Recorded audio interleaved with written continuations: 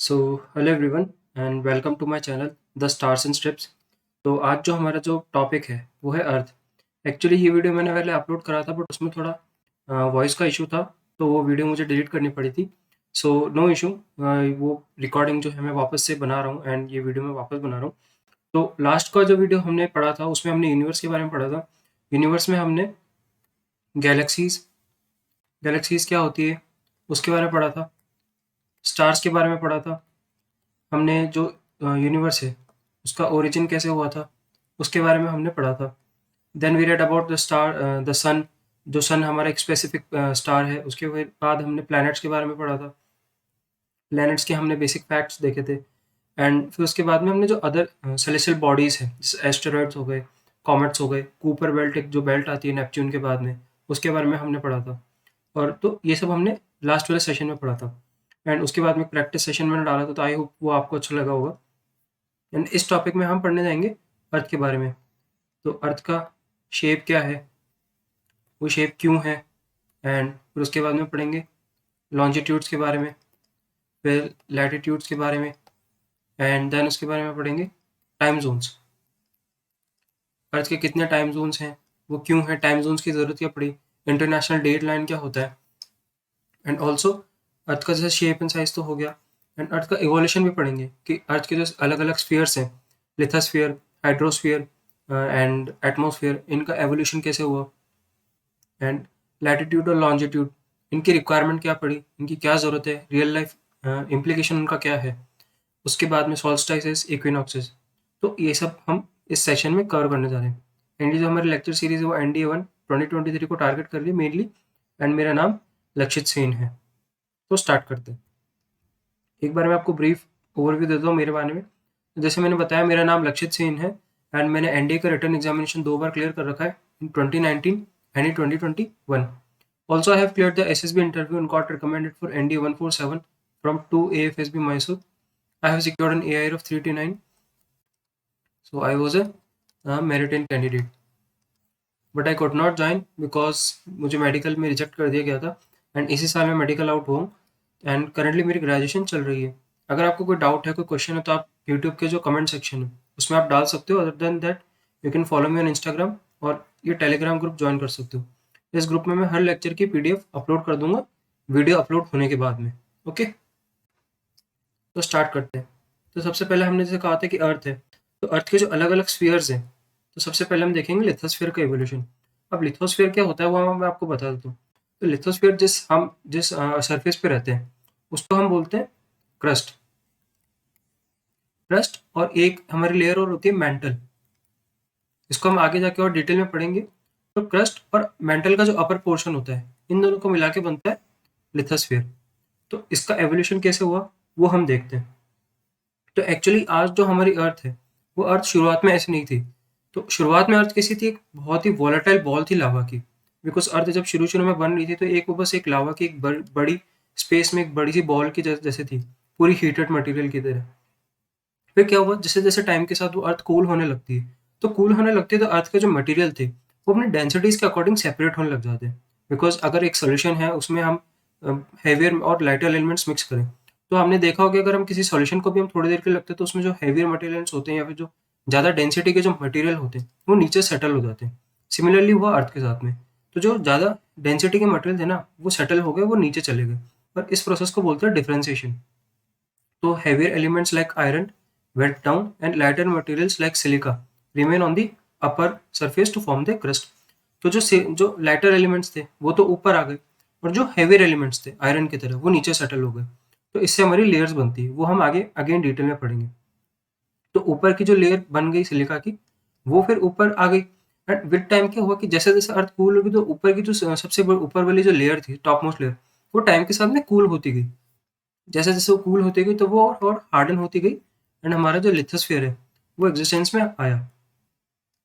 तो ये in short basically पूरा प्रोसेस है कि हमारा लिथोस्फीयर का कैसे हुआ डेवलपमेंट। नेक्स्ट है हमारा एटमोसफियर। अब एटमोसफियर जो आज हमारा एटमोसफियर है वो शुरुआत में ऐसा नहीं था। एटमोसफियर जो हमारा आज जिसमें हम देखते हैं कि ऑक्सीजन, नाइट्रोजन, कार्बन डाइऑक्साइड, ये सब था, वो स्टार्टिंग में ऐसा नहीं था। जब मैंने बताया कि अर्थ की जो प्राइमोर्डियल स्टेज थी, जिसमें अर्थ एक हीटेड बॉल की तरह थी। उसमें जो इसका अर्थ का जो एटमॉस्फेयर था वो भी हाइड्रोजन और हीलियम की वजह से था। लेकिन ये क्या हुआ, जैसे मैंने आपको लास्ट वीडियो में बताया था कि जो सोलर विंड्स होती है, तो सोलर विंड्स आई और अपने साथ में इस हाइड्रोजन हीलियम को लेके चली गई। तो अर्थ का जो प्राइमोर्डियल एटमॉस्फेयर था वो स्ट्रिप ऑफ हो गया। फिर क्या हुआ, जैसे मैंने आपको कहा कि जैसे अर्थ का जो टेम्परेचर था वो धीरे धीरे कूल हो रहा था। तो जैसे जैसे कूल हो रहा था तो अर्थ के अंदर की जो गैसेस वाटर वेपर थी वो रिलीज हो रही थी। एंड उस टाइम पे वॉल्केनिक एक्टिविटीज भी बहुत ज्यादा होती थी। तो वॉल्केनिक एक्टिविटीज के साथ साथ भी वाटर वेपर काफी निकलते थे। एंड इस प्रोसेस को बोलते हैं डी गैसिंग। तो जैसे जैसे अर्थ अर्थ के एटमॉस्फेयर में ये जो गैसेस हैं और वाटर वेपर हैं इकट्ठी होती गई, तो ये जैसे कि धीरे धीरे इकट्ठी होती गई। एंड स्टार्टिंग में इनका जो कंपोजिशन कहते हैं हम एटमॉस्फेयर का, उसमें ऑक्सीजन बहुत ही नेग्लिजिबल अमाउंट में था। उसमें basically carbon dioxide, methane, nitrogen, ammonia ये सब थे। तो जैसे जैसे ये गैसेस इकट्ठी होती गई एंड वाटर वेपर ऐड होती गई, तो जैसे जैसे कूल होती गई तो उसका कंडेंसेशन हुआ तो प्रेसिपिटेशन हुआ, मतलब रेनफॉल हुई। अब रेनफॉल हुई तो क्योंकि रेनफॉल आने पर टेम्परेचर और कम हो जाता है, तो उससे और कंडेंसेशन हुआ। और ये साइकिल है, कंडेंसेशन फिर प्रेसिपिटेशन, उससे कूलिंग, एंड उससे वापस कंडेंसेशन, ये चलती रही काफ़ी टाइम तक। तो इससे क्या हुआ, जो हमारे अर्थ की जो भी गैसेस थी जो एयर में सस्पेंडेड थी, वो पानी के साथ में रेनफॉल के साथ में नीचे आ गई। एंड वो नीचे आ गई तो फिर जो अर्थ के जो हाइड्रोस्फीयर था, मतलब जो अर्थ, जैसे हम आज जानते हैं कि अर्थ का माउंटेन माउंटेन भी है और डेप्थ भी है ओशंस में, तो वो नीचे जो रेन थी वो नीचे जाके सेटल हो गई। फिर धीरे धीरे क्या हुआ कि अर्थ में जब फोटोसिंथेसिस स्टार्ट हुआ, तो कार्बन डाइऑक्साइड और ऑक्सीजन की जो क्वांटिटीज थी वो चेंज होने लग गई धीरे धीरे। एंड इसी टाइम के साथ धीरे धीरे जो हमारा एटमॉस्फेयर है वो ऑक्सीजन से सैचुरेट हो गया विद टाइम। एक चीज मैं बताता हूँ कि ये जो एटमॉस्फेयर है ना, एटमॉस्फेयर और ये हाइड्रोस्फीयर, इन दोनों की जो एवोल्यूशन है वो साथ साथ चलती है। जैसे मैंने बताया कि अर्थ कूल होने लग गई तो उसकी वाटर वेपर आने लग गई।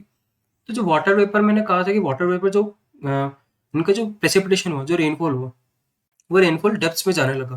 बिकॉज हमारी अर्थ ऐसा तो है नहीं कि पूरा प्लेन सरफेस था, कहीं पे बहुत ज़्यादा माउंटेन्स थे, कहीं पे प्लेटूज थे, कहीं पे बहुत ज़्यादा डेप्थ थी। तो जो डेप्थ थी ना, जैसे मान लो अगर ये हमारा सी लेवल है, तो यहाँ पे ये पूरा इस लेवल में पानी भर गया एंड इससे हमारे ओशंस बन गए। तो ओशंस बन गए, तो जो पानी गिर रहा था उससे हमारे ओशंस बन गए। ओशंस में ही लाइफ इवॉल्व हुई थी। तो धीरे धीरे पहले फोटोसिंथेसिस ओशंस में हुआ, धीरे धीरे ओशन सैचुरेट है। फिर जो लाइफ फॉर्म थी वो लैंड पे भी आई और लैंड पे भी फोटोसिंथेसिस हुआ। एंड इसी से हमारा जो क्या कहते हैं हाइड्रोस्फीयर है, जो ओशन है, वो हमारा करंट स्टेज में आया जिसमें लाइफ सस्टेन कर पाए। एंड हमारा एटमॉस्फेयर और हाइड्रोस्फीयर, इन दोनों की जो एवोल्यूशन है वो पैरेलल चलती है। तो ओशंस जो है 4,000 मिलियन ईयर्स अगो बन गए थे and 3,800 million years ago oxygen से सैचुरेट हो गए थे फोटोसिंथेसिस के कारण।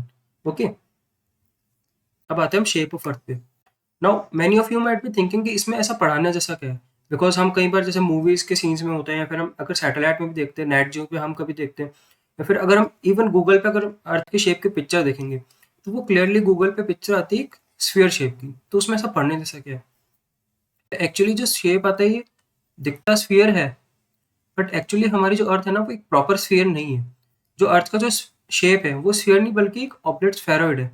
अब ये बेसिकली क्या होता है, मान लो आपके पास एक रबड़ की बॉल है, आपके पास एक रबड़ की बॉल है, तो अगर आप इसको इसके ऊपर यहाँ से और यहाँ से प्रेशर लगाओगे, तो क्या होगा, ये बॉल यहाँ से तो इन दोनों साइड से तो दब जाएगी, लेकिन यहाँ से थोड़ी सी बल जाएगा इस बॉल में। तो वो हल्की सी, मतलब ज़्यादा नहीं लेकिन हल्की सी, वो ऐसा शेप ले लेगी। तो वो प्रॉपर स्फीयर नहीं है, कुछ एंड से वो दबा हुआ है और कुछ एंड से, उसके अपोजिट एंड से वो बल्जी है। तो अर्थ का भी कुछ ऐसा ही शेप है।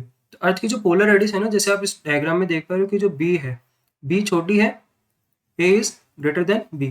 एंड ये जो ए है ना, ये हमारी इक्वेटोरियल रेडियस है।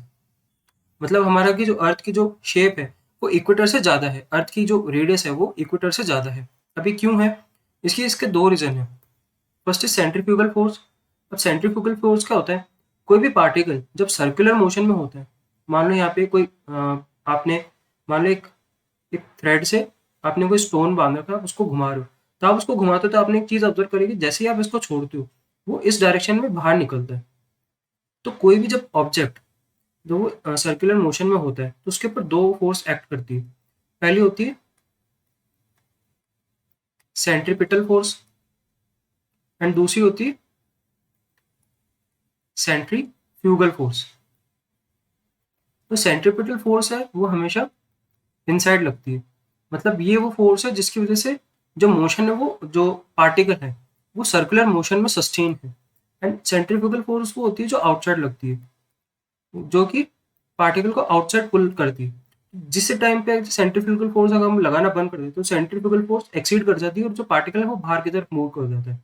तो सिमिलरली क्या, जब अर्थ भी, क्योंकि अर्थ का मोशन होता है रोटेशन एंड रिवॉल्यूशन, अर्थ हम अपने अपने एक्सेस पे घूमती है। तो क्योंकि अर्थ घूमते तो इतना अर्थ का मास है और अर्थ काफी स्पीड से घूमती है, एटलीस्ट वहां से जहाँ पे इसका रेडियस है। तो उस मास की वजह से इसका जो सेंट्रीफ्यूगल फोर्स है ना वो एक्सीड कर जाता है और उसका थोड़ी सी अर्थ जो है वो यहाँ पे रेडियस की तरफ से थोड़ी सी बल्जी हो जाती है। तो इस वजह से एक रीजन ये है। एंड सेकंड, जो ग्रेविटी है वो पोल्स पे थोड़ी ज्यादा होती है। इस वजह से इन दो रीजन की वजह से अर्थ का जो शेप है वो एक ऑब्लेट स्फेरॉइड है, ना कि एक प्रॉपर स्फीयर। तो आई होप ये आपको क्लियर हो गया होगा। अब नेक्स्ट आता है मूवमेंट पे। जैसे मैंने आपको बताया रोटेशन एंड रिवोल्यूशन अर्थ के दो मूवमेंट होते हैं। ओके, तो अब इनको एक एक एक करके हम स्टडी करते हैं। पहला आता है रोटेशन। रोटेशन क्या होता है? रोटेशन मानी अर्थ की अपनी जो पोजीशन है, अपनी पोजीशन पे वो घूमना। जैसे मान लो आप अपनी जगह पे खड़े हो और अपनी ही जगह पे आप घूम रहे हो, तो वो जो मोशन होगा ना उसको हम रोटेशन कहते हैं। तो रोटेशन में क्या होता है, जैसे हमारा जो अर्थ है वो एक्चुअली सीधा नहीं है, उसका एक वो हल्का सा टिल्टेड है, वो अपनी उसकी जो एक्सेस है वो टिल्टेड है। टिल्टेड कितने डिग्री पे है? 23.5 degree from circle of illumination. Now you must be thinking कि सर्कल ऑफ इल्यूमिनेशन क्या होता है। अब जैसे हमको पता है कि हमारी जो अर्थ है वो सन के अराउंड रेवोल्यूशन कर रही है। मान लो ये हमारा सन है, ये हमारा अर्थ है। तो अब यहाँ से हमारे पास रेज आएगी, तो हमें पता है कि इस वाले पोर्शन में होगा दिन, इस वाले पोर्शन में होगा रात। तो जो डे और नाइट को जो जो अलग करता है ना, जो पोर्शन, जो लाइन, उसको हम बोलते हैं सर्कल ऑफ इल्यूमिनेशन। इस लाइन, इस पिक्चर में ये वाला जो लाइन बन रही है ना, यह है सर्कल ऑफ इल्यूमिनेशन। तो इस सर्कल ऑफ इल्यूमिनेशन से हमारा जो अर्थ है वो 23.5 डिग्री की एक्सिस बनाता है। ये हमारा अर्थ है, ये हो गया सर्कल ऑफ इल्यूमिनेशन। तो ऐसे हमारी कुछ एक्सेस रहती है और ये वाला जो एंगल होता है वो होता है 23.5 डिग्री। तो ये हमारे अर्थ का शेप होता है, मतलब अर्थ का एक रोटेशन होता है जिसमें अर्थ अपने एक्सेस पे घूमती है। अभी किस डायरेक्शन से घूमती है? तो ये घूमती है वेस्ट से ईस्ट में। ये वेस्ट से ईस्ट में इस डायरेक्शन में ऐसे घूमती है। कितना टाइम लेती है? तो टाइम लेती है 23 hours 56 minutes and 4 seconds precisely. लेकिन हम इसको अप्रोक्सीमेटली कितना बोलते हैं? 24 आवर्स। तो 24 आवर्स लगते हैं हमको, मतलब हमारी अर्थ को एक रोटेशन पूरा करने में। अब एक रोटेशन पूरा करने में हम हमारे अर्थ को 24 आवर्स लगते हैं। तब ये अगर ये अपना जो मूवमेंट कर रही है तो इसका कुछ कारण तो होंगे, इसका क्या यूज है। तो पहला तो हमको पता है कि डे एंड नाइट ये रोटेशन की वजह से ही बनते हैं। सेकंड, जो हमारी विंड्स का जो सर्कुलेशन होता है वो अफेक्ट होता है इसकी वजह से। ये कैसे होता है, क्यों होता है, किस एक्सटेंट तक होता है, ये हम क्लाइमेटोलॉजी में डिटेल में देखेंगे। सेकंड, जो ओशन करंट्स है वो भी, उनके ऊपर भी इफेक्ट आता है अर्थ के रोटेशन का। तो बेसिकली तीन चीजें हैं जिनसे अर्थ का रोटेशन, मतलब जो अर्थ के रोटेशन से अफेक्ट होती है। तो ये हमारे अर्थ का रोटेशन हो गया पहला मूवमेंट। सेकंड मूवमेंट होता है रिवोल्यूशन।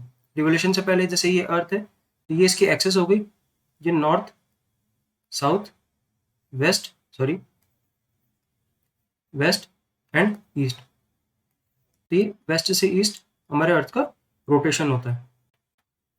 फिर आता है रेवोल्यूशन।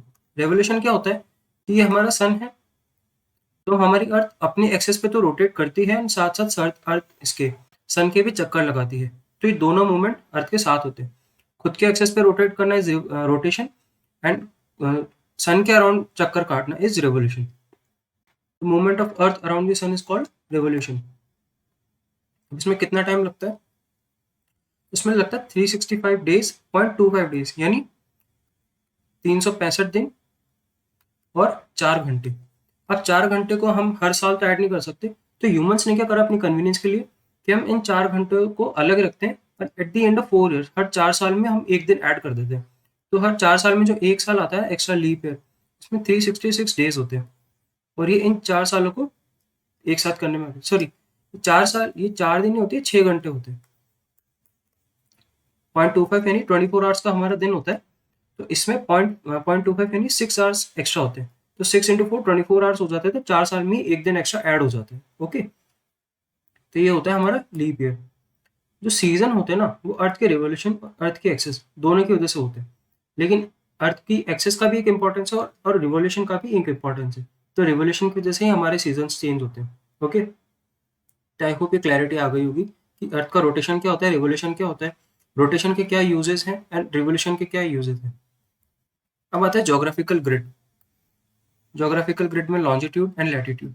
अब ये क्या है, ये बेसिकली क्या है कि हमारा जो अर्थ है, तो अर्थ पे हमको अगर मान लो हमको कोई लोकेशन ट्रैक करनी है या फिर हमको कोई लोकेशन अर्थ पे ढूंढनी है, तो हम कैसे ढूंढेंगे। तो उसके लिए हम ह्यूमंस ने क्या करा कि एक कंसेप्ट बनाया, लॉन्जिट्यूड एंड लैटिट्यूड का। ये बेसिकली क्या है, ये अर्थ पे इमेजिनरी लाइंस हमने बनाई, मतलब एक्चुअली में नहीं बनाई, अर्थ के एक ग्लोब पे या फिर उसके मैप पे हमने एक इमेजिनरी लाइंस बनाई, तो हमारी कन्वीनियंस के हिसाब से। अभी इमेजिनरी लाइंस का क्या यूज है हम देखते हैं। तो पहले हम देखते हैं लैटिट्यूड्स को। लैटिट्यूड्स क्या होती है, basically angular distance of a point on the surface of the earth from the centre north और साउथ ऑफ द इक्वेटर। अब ये बताता हूँ आपको क्या होता है। ये हमारी अर्थ है, तो इसके सेंटर में से, अर्थ का यहाँ से और यहाँ से इनका जो एग्जैक्ट सेंटर होता है, वहां से हमने एक हॉरिजॉन्टल लाइन बनाई, इसको हम बोलते हैं इक्वेटर।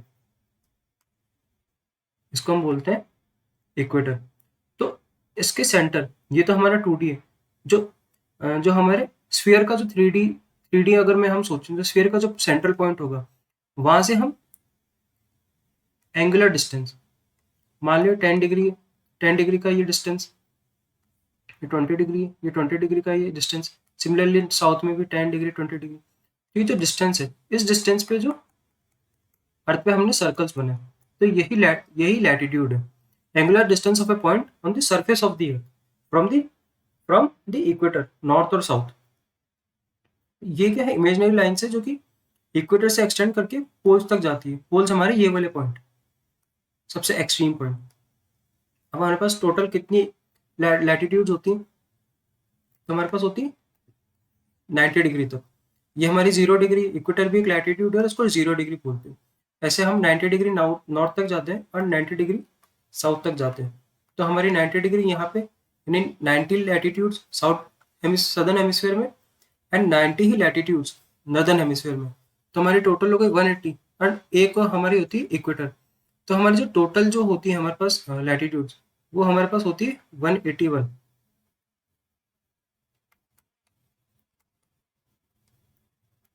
तो हमारी जो टोटल लैटिट्यूड्स होती है, वो हमारे पास होती है 181। अब अगर आप थोड़ा सा इमेजिन करो, इसमें थोड़ा सा आपको विजुअलाइज करना पड़ेगा कि अगर एक स्फीयर है और उसमें हम सारे एंगल्स बना रहे हैं, तो जो 90 डिग्री का जो एंगल बनेगा, वो तो कोई सर्कल रह नहीं पाएगा, क्योंकि वो बिल्कुल टॉप पे आएगा, तो वो एक पॉइंट हो जाएगा। तो नॉर्थ पोल 90 डिग्री नॉर्थ और 90 डिग्री साउथ वाले जो लैटिट्यूड है ना, ये एक्चुअली सर्कल नहीं है, ये बिल्कुल पॉइंट हो जाते हैं। तो अगर आपसे पूछा टोटल लैटिट्यूड्स कितने हैं, तो उसका आंसर आएगा 181। लेकिन अगर आपसे पूछे कि टोटल सर्कल ऑफ लैटिट्यूड कितने हैं, सर्कल, तो उसका आंसर आएगा 179, क्योंकि दो कम हो गए, नॉर्थ पोल वाला और साउथ पोल वाला। इनके बीच में जो डिस्टेंस होती है ना, वो अप्रोक्सीमेटली 111 किलोमीटर होती है। अप्रोक्सीमेटली इसलिए क्योंकि जैसे मैंने आपको बताया कि अर्थ का जो शेप है वो जियोइड है, तो यहाँ से तो वो थोड़ा बल्जी है, लेकिन यहाँ पे वो थोड़ा सा प्रेशर की वजह से थोड़ा सा इनमें डिस्टेंस का हल्का सा डिस्टेंस, मतलब हल्का सा वेरिएशन आता है। तो अप्रोक्सीमेटली जो डिस्टेंस होती है वो 111 किलोमीटर होती है। अब कुछ important latitudes, first is equator 0 degree, फिर होता है 23.5 डिग्री नॉर्थ में और साउथ में, दोनों ही इंपॉर्टेंट है। नॉर्थ वाले को बोलते हैं ट्रॉपिक ऑफ कैंसर, साउथ वाले को हम बोलते हैं ट्रॉपिक ऑफ कैप्रिकॉर्न। फिर आता है 66.5 नॉर्थ में और साउथ में दोनों में। नॉर्थ वाले को हम बोलते हैं आर्कटिक सर्कल और साउथ वाले को बोलते हैं हम अंटार्कटिक सर्कल। फिर आता है 90 degree north 90 degree south. Again north में है तो नॉर्दर्न पोल, साउथ में है तो साउथ पोल। तो ये हमारे कुछ इंपॉर्टेंट लैटिट्यूड्स हैं। अभी इंपॉर्टेंट क्यों है, इनका क्या कारण है, वो अभी बताएंगे, मतलब आगे आने वाले लेक्चर्स में आपको समझ में आ जाएगा कि ये इंपॉर्टेंट क्यों है। इससे पिक्चर से भी आपको क्लैरिटी होगी। तो ये हमारा इक्वेटर है 0 डिग्री लैटिट्यूड। इसके कंपैरेटिव में जैसे मान लो ये सेंटर है, वहां से ये वाला जो एक लाइन है, ये एक एंगल बना रहा है, ये जैसे 30 डिग्री है तो यहाँ पे इस पॉइंट से 30 डिग्री का एंगल बना रहा होगा ये। सिमिलरली 60 डिग्री 90 डिग्री, तो ये लैटिट्यूड्स होते हैं और ये हॉरिजॉन्टल होते हैं, 90 डिग्री तक जाते हैं दोनों पोल्स में। ओके, नेक्स्ट हमारा है लॉन्जिट्यूड। लॉन्जिट्यूड क्या होता है, जैसे हमने लैटिट्यूड पढ़ा था हॉरिजॉन्टल, लैटिट्यूड ये जो लॉन्जिट्यूड होता है ये होता है वर्टिकल। वर्टिकल जैसे इसमें आप देख पा रहे हो ये वाली लाइन्स, ये लॉन्जिट्यूड्स है, तो ये वर्टिकल लाइन्स है ना कि हॉरिजॉन्टल। अब ये क्या है, अब जैसे हमने लैटिट्यूड में तो हमने अर्थ को वर्टिकली सेंटर उसका एक पॉइंट होना, उसके रेफरेंस में हमने लाइन्स बनाई। लॉन्जिट्यूड में क्या है कि हमारे पास एक रेफरेंस था नहीं, ऐसे कोई एक नेचुरल नहीं था, तो हमने एक एक लाइन बनाई, उसको हमने प्राइम मेरिडियन का नाम दिया और इसी को हमने रेफरेंस पॉइंट माना। तो इसके ईस्ट में और वेस्ट में जो हम एंगुलर डिस्टेंस काउंट करते हैं, ये भी एक एंगुलर डिस्टेंस ही है, लेकिन ये वर्टिकल है। सबसे पहला तो ये वर्टिकल है। ईस्ट और वेस्ट में एंगुलर डिस्टेंस देखी जाती है, किसके रेफरेंस में देखी जाती है, प्राइम मेरिडियन के। प्राइम मेरिडियन इमेजिनरी लाइन है जो कि पास होती है ग्रीनविच ऑब्जर्वेटरी लंदन से। तो एक इमेजिनरी लाइन है जो कि ग्रीनविच ऑब्जर्वेटरी लंदन से पास होती है और इसको हमने प्राइम मेरिडियन का नाम दे रखा है। तो अगेन ये भी एक एंगुलर डिस्टेंस है। तो आई होप इसमें ज़्यादा अब आपको एक्सप्लेन करने की जरूरत नहीं, क्योंकि एंगुलर डिस्टेंस क्या होती है आप शायद समझ गए होंगे। ये सेमी सर्कल्स होते हैं, पोल से पोल तक रन करते हैं, ये पूरे सर्कल नहीं होते। अगर मान लो ये एक लॉन्जिट्यूड निकल रही है तो ये लॉन्जिट्यूड सिर्फ नॉर्थ पोल से साउथ तक जाएगी, इसको एक लॉन्जिट्यूड देंगे, और जो दूसरी लॉन्जिट्यूड निकल रही है उसको हम एक अलग नाम देंगे। ओके, जैसे ये 0 डिग्री है, यहाँ से जो ये लाइन आ रही है ये 0 डिग्री है, लेकिन इसी के अपोजिट साइड में है तो इसको हम 0 डिग्री नहीं देंगे क्योंकि एक पूरा सर्कल बनेगी। अगर मान लो ये अर्थ है तो ये एक 0 डिग्री लॉन्जिट्यूड अलग है और ये एक 180 डिग्री लॉन्जिट्यूड अलग है। ओके, और ये इक्वल लेंथ की नहीं होती लैटिट्यूड की तरह। जैसे लैटिट्यूड में तो हर जगह लेंथ ऑलमोस्ट इक्वल होती है, इसमें ऐसा नहीं होता। जिसमें जैसे आप देख पा रहे हो कि जैसे जैसे हम इक्वेटर की साइड जाएंगे तो इनमें डिस्टेंस बढ़ रहा है, और जैसे हम पोल्स की तरफ जाएंगे जो डिस्टेंस है वो कम हो रहा है, तो इनमें डिस्टेंस इक्वल नहीं होती है। अब आता है लैटिट्यूड और लॉन्जिट्यूड का जो इंपॉर्टेंस है वो क्या है।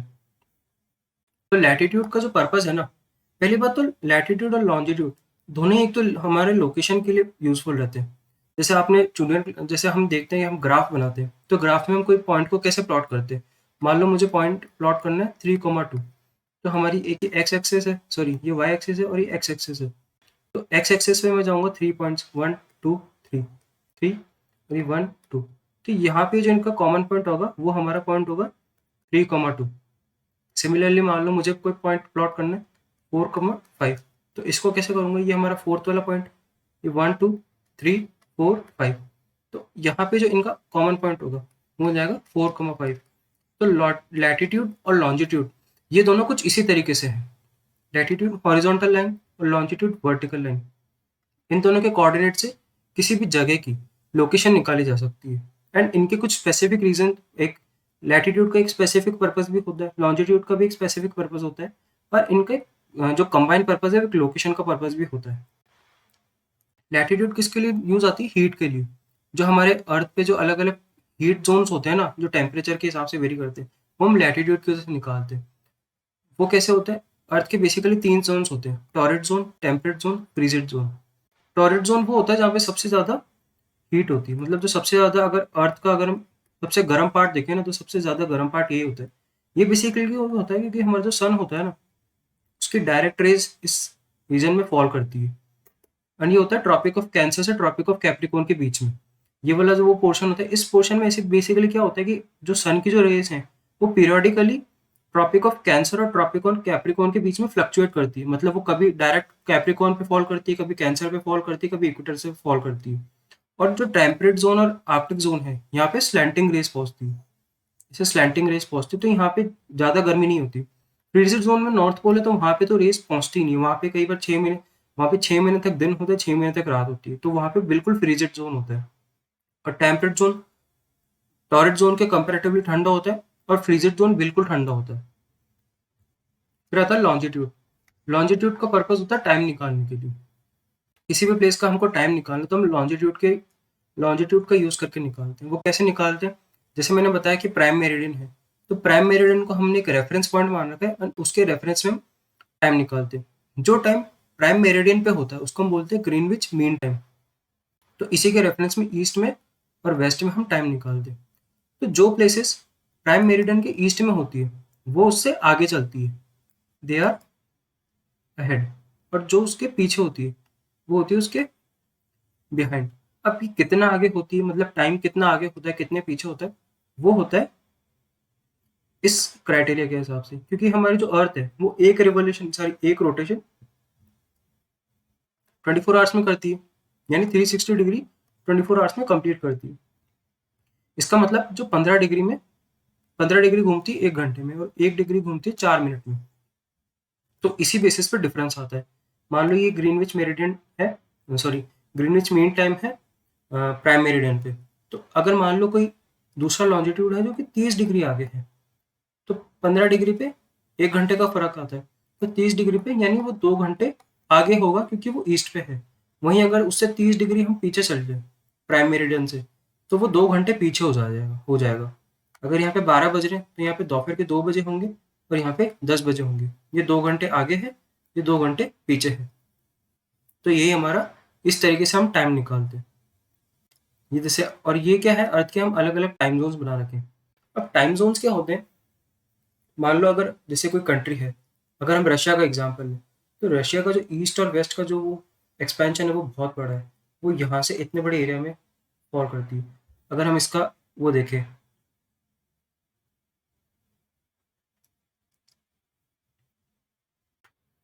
अगर हम इसका ईस्ट वेस्ट एक्सपेंशन देखें तो ऑलमोस्ट ये इसको हम 40 डिग्री अगर हम कंसिडर करें रफली, तो ये 40 डिग्री से ऑलमोस्ट 180 डिग्री तक एक्सपैंड कर रही है। तो 40 से 180 यानी 140 डिग्री का डिफरेंस आ गया। तो हमने देखा कि 15 डिग्री पे तो 1 घंटे का फर्क आ जाता है। तो यहाँ पे तो काफ़ी मतलब काफ़ी वेरिएशन हो जाएगा टाइम में। तो क्या करते हैं कि अलग अलग जो रीजन्स होते हैं उसमें लोग जो एक स्पेसिफिक एरिया को एक टाइम जोन दे देते हैं। यानी यहाँ पे कुछ अगर टाइम है और यहाँ पे कुछ एक टाइम है, तो गवर्नमेंट डिसाइड कर देगी नहीं, हम इन दोनों में एक ही टाइम पीरियड चलेगा। मान लो 12 बज रहे तो यहाँ पे दोनों में 12 बजेंगे। एक एग्जाम्पल है। तो ये अलग अलग टाइम जोन्स होते हैं। ये टाइम जोन्स जो कंट्रीज का ईस्ट वेस्ट एक्सपेंशन ज़्यादा होता है उनमें काफ़ी सारे टाइम जोन्स होते हैं। जैसे रशिया में काफ़ी सारे हैं, रशिया में 9 है, यूएसए में 5 है, कनाडा में 5 है। तो ऐसे इस टाइप के टाइम जोन्स होते हैं। सिमिलरली अगर हम इंडिया के टाइम जोन की बात करें, तो जो इंडियन स्टैंडर्ड टाइम होता है, ये हमारा इंडियन स्टैंडर्ड जोन जो टाइम है वो 5.5 घंटे आगे है। यानी 5.5 hours we are ahead of the Greenwich mean time. यानी अगर यूएस में अगर जो जो प्राइम मेरिडियन जहाँ से जा रही है वहाँ का अगर जीएमटी है, वहाँ पे 12 AM हो रखे, यहाँ पे 5:30 बजे होंगे सुबह के, मतलब 5 घंटे 5.5 घंटे आगे। उसको हमने 0 डिग्री लॉन्जिट्यूड बोल रखा है। तो यहाँ पे हम क्योंकि 5.5 घंटे आगे, तो 15 घंटे में 1 आवर का फर्क आता है। इस हिसाब से हम कैलकुलेट करेंगे तो इंडिया की जो टाइम जोन वाली जो लाइन जहाँ से पास होती है वो होती है 82.5 डिग्री ईस्ट से। और ये कहाँ से पास होती है? मिर्ज़ापुर से, यूपी के मिर्ज़ापुर स्टेट से। और जिन स्टेट से ये पास होती है वो है उत्तर प्रदेश, मध्य प्रदेश, आंध्र प्रदेश, छत्तीसगढ़ एंड उड़ीसा। इन 5 स्टेट से हमारी जो टाइम टाइम वाली जो लाइन है वो पास होती है। अब हम आ जाते हैं international date line. International date line again ये भी, क्योंकि डेट हम लॉन्जिट्यूड से निकालते थे, ये भी एक टाइप का लॉन्जिट्यूड लाइन ही है। ये है 180 डिग्री वाला लॉन्जिट्यूड लाइन। 180 डिग्री इसलिए क्योंकि जैसे हमने बताया था कि प्राइम मेरिडियन है, यहाँ से ईस्ट में टाइम बढ़ता है और यहाँ से वेस्ट में टाइम घटता है। तो 0 डिग्री की तो जस्ट पीछे वाली लाइन होगी, क्योंकि यहाँ पे टाइम इतना हो जाएगा और यहाँ पे टाइम का वेरिएशन इतना हो जाएगा। तो ये वाली जो 180 डिग्री वाली जो लाइन है, ये एग्जैक्ट वो डेट है जहाँ पे टाइम, यहाँ पे सॉरी डेट चेंज होती है। तो ये जैसे मैंने बताया, ये हमारा अर्थ है। अगर ये 0 डिग्री है तो इसके जस्ट पीछे 180 डिग्री वाली लाइन होगी। अब हमने जो हम उसमें नॉर्मल सिनेरियो में देखते थे कि प्राइम मेरिडियन से ईस्ट में टाइम बढ़ता है तो गेन होता है, तो इसमें भी गेन होता है। एक दिन का गेन ईस्ट में होता है। तो अगर हम वेस्ट से ईस्ट में जा रहे हैं, मान लो ये 180 डिग्री वाली लाइन है, अगर हम वेस्ट से ईस्ट में जा रहे हैं तो हमको एक दिन गेन हो जाएगा, so we will gain a day. Gain a day से मीन्स ये है कि आपकी जो एक डेट है ना वो डेट कम हो जाएगी, क्योंकि ये कन्फ्यूजन होता है। जैसे हम उसमें तो हम टाइम बढ़ा रहे थे, 5 घंटे आगे तो हमने 5 घंटे ऐड कर दिए। अगर आप यहाँ पे दिन डे एक गेन कर रहे हो तो आप ये मत समझना कि डे हमने गेन कर दिया। यहाँ पे 10 तारीख है तो यहाँ पे 11 तारीख है, तो वो तो एक दिन तो कम हो गया हमारा। यहाँ पे अगर 10 तारीख है तो यहाँ पे 9 तारीख होगी, तो एक डेट जो होगी ना वो माइनस हो जाएगी। सिमिलरली जब हम वेस्ट ट्रैवल करेंगे तो हम एक दिन लॉस कर देंगे, तो यहाँ पे डेट जो है वो ऐड हो जाएगी कैलेंडर में। ओके, इसको ऐसे याद रखना। यही हमारा इंटरनेशनल डेट है। इंटरनेशनल डेट लाइन जो है ना वो लॉन्जिट्यूड बाकी लॉन्जिट्यूड की तरह सीधी नहीं है, वो काफ़ी ऐसे स्टार्टिंग में थोड़ी सी सीधी है, फिर ऐसे जिगजैग जिगजैग फिर ऐसे है। वो इसलिए है क्योंकि ये जो है वो पैसिफिक ओशन से पास होती है। पैसिफिक ओशन में काफ़ी आइलैंड्स हैं, तो अब आइलैंड्स में अगर एक आइलैंड छोटा सा आइलैंड है, अगर उसके बीच में से हम वो इंटरनेशनल डेट लाइन पास कर देंगे तो एक आइलैंड में एक पोर्शन में तो दूसरी डेट होगी, दूसरे पोर्शन में दूसरी डेट होगी। तो उस कन्फ्यूजन को मिटाने के लिए कुछ आइलैंड एक ईस्ट पार्ट में मिले हुए हैं और कुछ आइलैंड वेस्ट पार्ट में मिले हुए हैं, ताकि उनमें एक ही डेट रहे और कन्फ्यूजन ना रहे। अब हम आ जाते हैं सोल्स्टाइसेस और इक्विनॉक्सेस पे। सोल्स्टाइसेस क्या होते हैं? ये वो दिन होते हैं जिस दिन हमारे जो अर्थ पे, जैसे मैंने बताया कि जो सन है वो ट्रॉपिक ऑफ कैंसर कैप्रिकॉर्न के बीच में उनके ऊपर मूव करता रहता है। सोल्स्टाइसेस वो दिन है जिस दिन जो सन होता है वो ट्रॉपिक ऑफ कैप्रिकॉर्न और ट्रॉपिक ऑफ कैंसर पे रहता है स्पेसिफिकली। और इस दिन जो हमारे जो अर्थ पे दिन और रात का जो डिफरेंस होता है ना वो सबसे ज़्यादा होता है। वो कैसे होता है?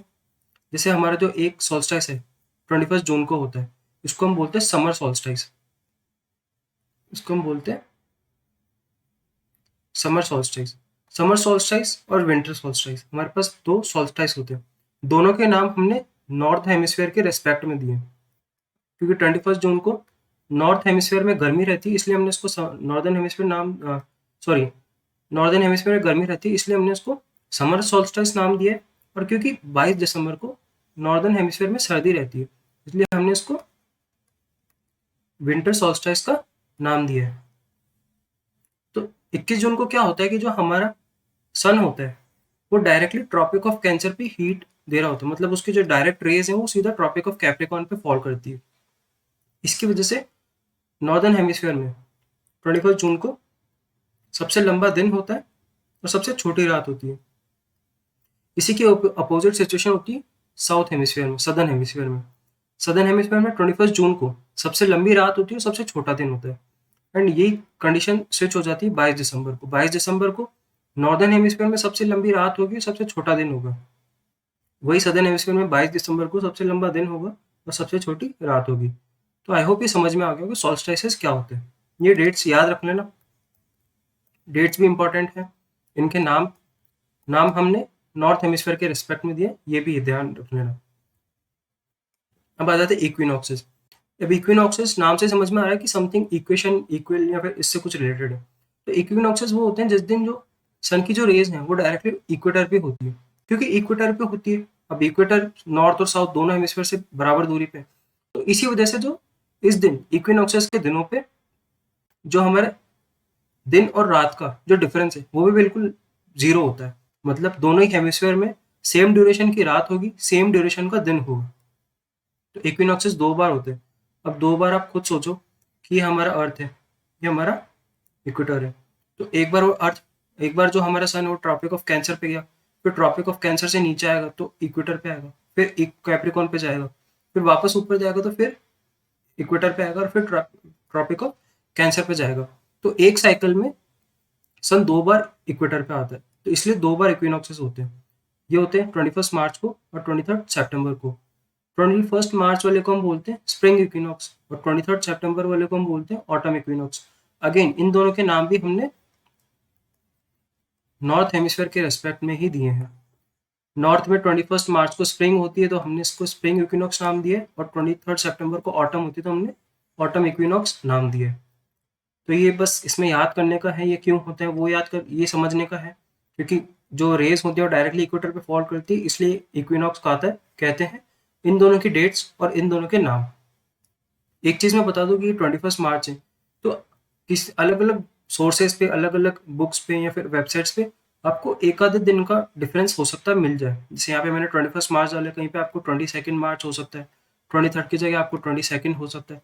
तो ये छोटा-सा डिफरेंस चलता है क्योंकि अर्थ के ऊपर जो जो डेज़ का डिफरेंस होता है, वो काफ़ी चीज़ों पे मैटर करता है। तो एक आधे दिन का डिफरेंस हो सकता है। मैं आपको पहले से ही डिस्क्लेमर दे रहा हूँ। अब हमारा आज का लास्ट टॉपिक है एक्लिप्स। एक्लिप्स के होता है, ये एक ऐसा इवेंट होता है जिस टाइम पे कोई सेलेस्टियल बॉडी किसी दूसरे सेलेस्टियल बॉडी के ऊपर फॉल करने वाली सनलाइट को ऑब्स्ट्रक्ट कर लेती है। जैसे हमारे अर्थ पे दो एक्लिप्सेस होते हैं, सोलर एक्लिप्स और लूनर एक्लिप्स। सोलर यानी सन से रिलेटेड। अब इसमें क्या होता है, जैसे हमारी अर्थ है, अब मैंने आपको बताया कि हमारे अर्थ का रिवोल्यूशन कर रहा है मून, और हमारी जो अर्थ है वो रिवोल्यूशन कर रही है सन के अराउंड। तो कई बार क्या होता है कि जो तीनों जो सेलेस्टियल बॉडीज है वो एक ही लाइन में फॉल कर जाती है, और इनके जो सेंटर होते हैं वो भी कॉन्साइड कर जाते हैं। तो इस टाइम पे क्या होता है, सोलर एक्लिप्स तब होता है जब हमारे सन और अर्थ के बीच में मून आ जाता है। तो इस टाइम क्या होता है, जो सन की जो रेस अर्थ पे जानी चाहिए वो मून ऑब्स्ट्रक्ट कर लेता है। तो मून के जो जितना मून ऑब्स्ट्रक्ट करता है वहां पे मून की शैडो फॉल करती है अर्थ पे। तो ये होता है सोलर एक्लिप्स। लूनर एक्लिप्स में क्या होता है, इसका उल्टा, मून और सन के बीच में अर्थ आ जाता है। तो वही केस सिनेरियो होता है कि जो सनलाइट होती है वो अर्थ पे फॉल करती है, और अर्थ की शैडो मून पे फॉल करती है। तो ये हो जाता है लूनर एक्लिप्स। अब क्योंकि सोलर एक्लिप्स है, तो इस टाइम पे अगर जब सन की रेज इस पे फॉल करेगी तो हमें मून का फेस थोड़ी दिखाई देगा। तो मून तो बिल्कुल हमारे लिए ब्लैक रहेगा। तो मून, ये सोलर एक्लिप्स तब होता है न्यू मून के दिन, न्यू मून। एंड जो हमारे हिंदी में जिसको अमावस बोलते हैं ना, अमावस वाले दिन पे, या फिर जरूरी नहीं कि हर अमावस पे हो, लेकिन इसी दिन के आसपास सोलर एक्लिप्स होता है, क्योंकि इस दिन पे अगर हम सनराइज फॉल भी करेगी तो हमें सन मून नहीं दिखता है। एंड लूनर एक्लिप्स होता है फुल मून पे, फुल मून पे, फुल मून पे हमें पूरा सन दिखता है, और इसको हम हिंदी में बोलते हैं पूर्णिमा। तो पूर्णिमा पे लूनर एक्लिप्स होता है। हर पूर्णिमा पे लूनर एक्लिप्स नहीं होता, हर अमावस पे सोलर एक्लिप्स नहीं होता, लेकिन जो होने वाले दिन होते हैं वो इन्हीं दिन के आसपास होते हैं। तो आई होप ये समझ में आ गया होगा। तो आज के लिए इतना ही। एंड अगर आपको मेरा जो कंटेंट वो अच्छा लगा हो, then please like, share and subscribe. And इसके अलावा कोई फीडबैक सजेशन हो तो you are welcome. You can contact me on my Insta ID, Telegram group, and also you can comment in the YouTube section. So thanks for watching and thank you so much.